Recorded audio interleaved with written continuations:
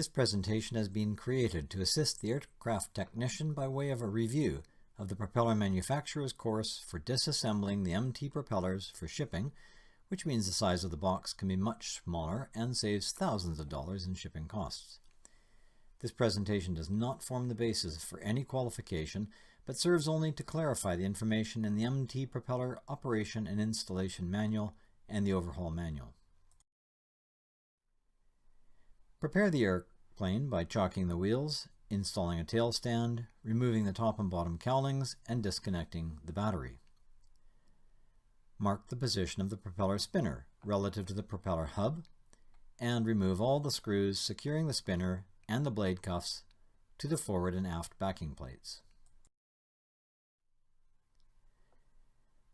Remove the lock wire on the 12 attached screws for the front spinner bulkhead, and remove all but 2 of the screws with a 4mm Allen key. Keep the 2 screws in place that have the larger holes that do not secure the bulkhead to the cover. Mark the position of the low pitch adjustment nuts relative to the cover and remove the lock wire. Then remove the jam nut using 2 1¼ inch wrenches. Gradually slacken the low pitch adjuster nut until it turns off the thread by hand. Remove the sealant around the edge of the cover. It should not have been applied between the surfaces. Remove the last 2 cover screws with a 4mm Allen key and remove the cover, exposing the low pitch extension rod and the 2 springs. Slide the springs and the Teflon spacer off the front of the low pitch extension rod, exposing the 3 bolt heads securing the extension. Using an 8mm hex driver, remove the 3 bolts securing the low pitch stop extension in place. Remove these 3 very long bolts and withdraw the low pitch stop extension. With the low pitch stop extension removed, you can now see the 3 white Teflon guide blocks and the 3 black low pitch stop adjuster blocks.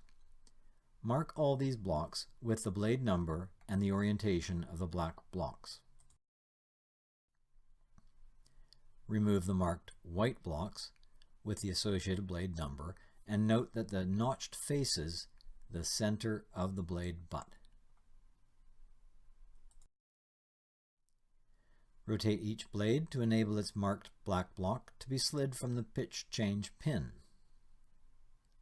Then continue to rotate the blade until the pitch change pin lines up with the slot where the white block was removed previously. When all 3 blades have been rotated to line up their pitch change pins with the slots in the triangular pitch change mechanism, the pitch change mechanism can be withdrawn.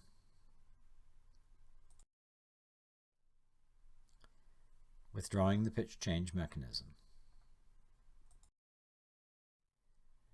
Et voila! The blade retaining nuts are now ready to be loosened and the blades pushed inwards so that the ball bearings can be removed. To install the tools required to loosen the blade nuts, first remove the lock wire and the 6 bolts holding the back spinner back plate to the hub. Then remove the retaining ring and back plate aft to the starter ring gear. Remove the sealant from around the blade retaining nut and mount the blade shank holding tool T557G to the back of the hub and secure the blade nut torquing tool T551D to the castellated retaining nut using 2 screws. With one person pulling on the blade nut torquing tool T551D with a 2-meter extension pipe, and another person striking the extension pipe with a very large hammer about 50 centimeters from the blade, loosen the blade retaining nut until it can be turned by hand. Do this for at least 2 of the blades.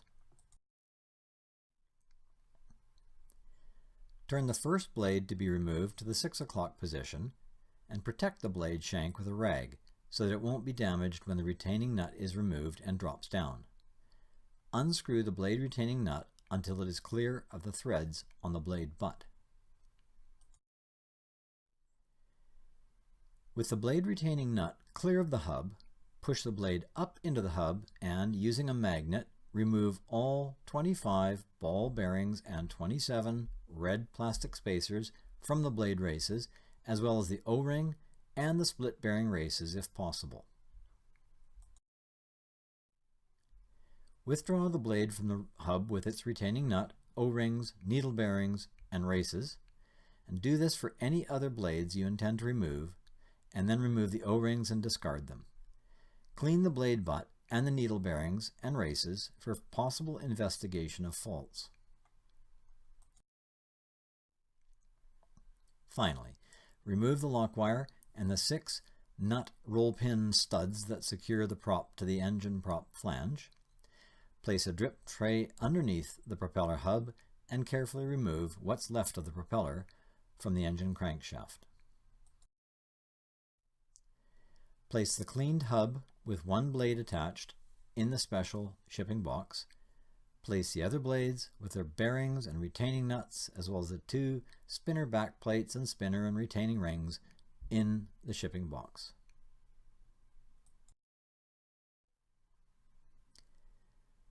Thanks to Judene and Ronnie for your help on this project, and please reference the 2 manuals indicated, E124 and E220 of MT Propeller.